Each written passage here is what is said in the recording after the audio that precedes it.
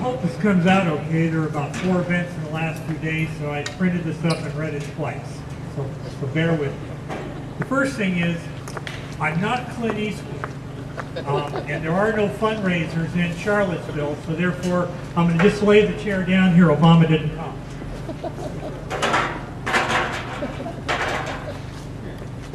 But I am concerned about the direction that the country is going, and so I wanted to invite Thomas Jefferson to come down, sit over my shoulder here, and chat with me in the spirit of this event, have a dialogue about God and morality, and whether any document, no matter how well written it was, is worth the paper it's written on if we do not have God or morality in our system.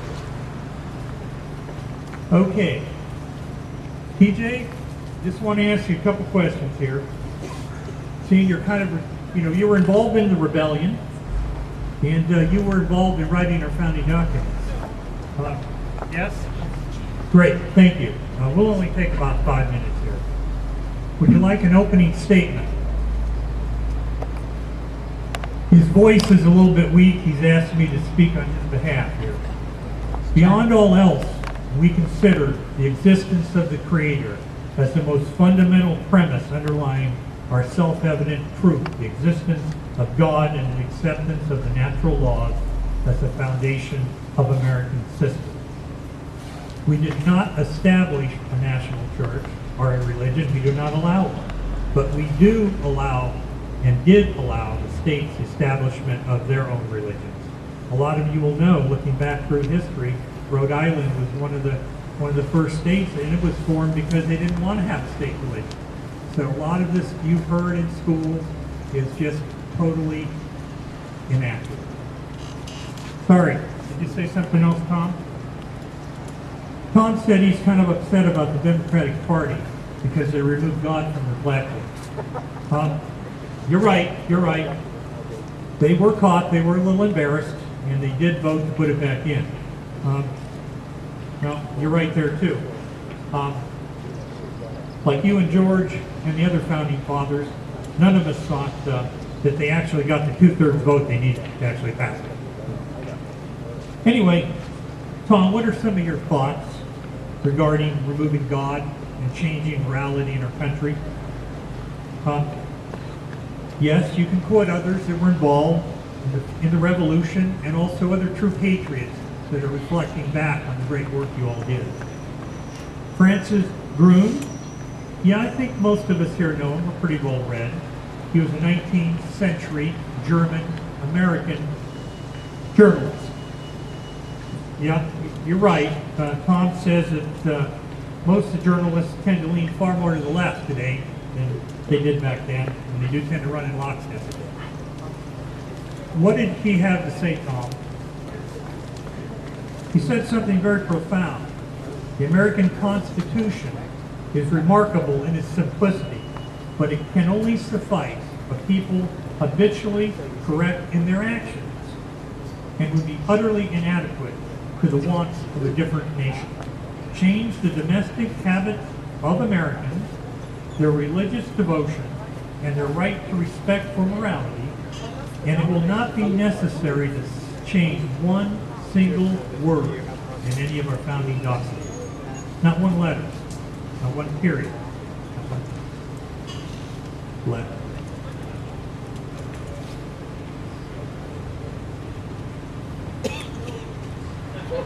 So, what Tom's telling us here is that if we remove God from the public square, if we remove morality, if we elect leaders that are not moral, that want to transform America from the dreams of our founding fathers, then that can't happen. Tom wants to talk about a couple of the other founding fathers. Governor Morris, another signer of the Constitution. But Tom wants to make sure you understand that the reason he didn't sign the Constitution is he was in France at that time on behalf of our country. and that's why he did not sign it. He did want to also talk about Benjamin Franklin. But let me finish and say what Governor Morris said. By avoiding the extremes of despotism or anarchy, the only ground of hope must be on the morals of the people. I believe that religion is the only solid base of morals, and that morals are the only possible support of free government. Therefore, education should teach the perception of religion and the duties of man towards God. There is no basis for our inalienable rights if we do not believe in a creator. If there is no creator, then government can take away any of our rights.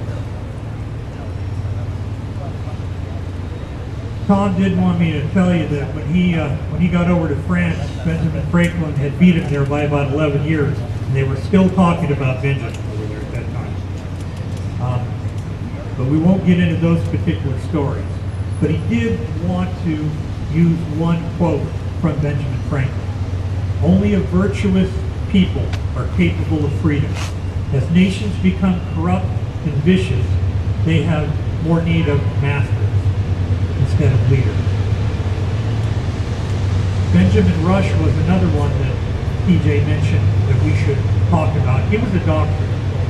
He was also a signer of the Declaration of Independence. He had an interesting take.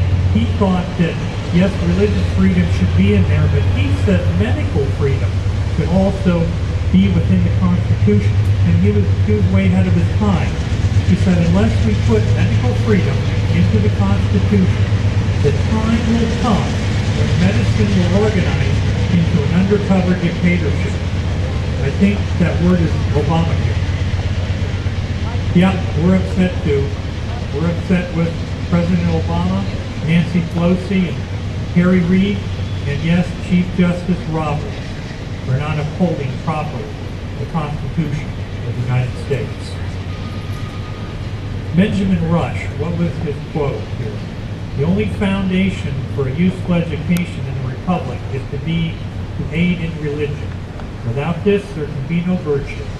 And without virtue, there can be no liberty. And liberty is the object and the light of all Republican governments. Without religion, I believe that learning does really mischief to the morals and the principles of mankind. I think we understand, Tom, that without virtue, there is no liberty.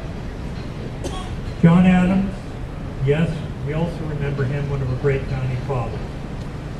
No, we'll not hold it against him that he was the first lawyer to be a vice president of the United States, twice. He was also the first lawyer to be president of the United States. He waited his turn after George Washington. Yes, Tom was complaining that every president self-regulated their terms in office until 1932, when FDR decided that he would make it more of a monarchy, and he almost made it 4 terms. I'm not sure it would have been 5. He died in office on his 4th. Have you got any questions for the crowd, Tom? No, he said it's raining. He's going to let you off. We're going to make it short here. There's an interesting quote from John Adams, and he gave it directly to the military in front of them. We have no government armed with power capable of contending with human passion, unbridled by morality and religion. Our Constitution was only made for moral and religious people. It is wholly inadequate for the government of any other. Yes, it was the leadership of Madison who ensured that we got the amendments into the Constitution. Basically, he took the inalienable rights we had. He took them from the Declaration of Independence, which was basically our decree for freedom, and he embedded them into a legal manner into the Constitution. 3 of the states, as a matter of fact, refused to vote positively for the Constitution unless those were included in it.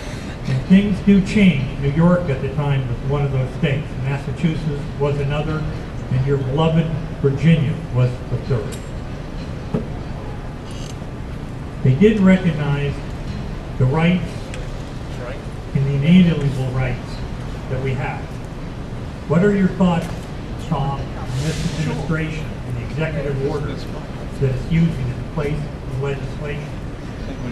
Yes, you can count. You can go ahead and talk about Samuel Adams. I enjoy the beer once in a while. What about the rest of it? He was quite the agitator. He actually, far ahead of all the others, wanted us to have the revolution. He was one of the original ones, and he actually got a bad name for a while. I'm all right. Don't anybody look. It's just, I have to know. I have 2 artificial knees. And so I have to do it my way.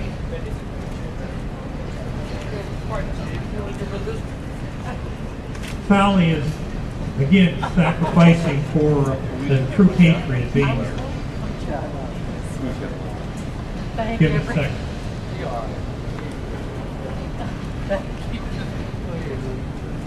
Neither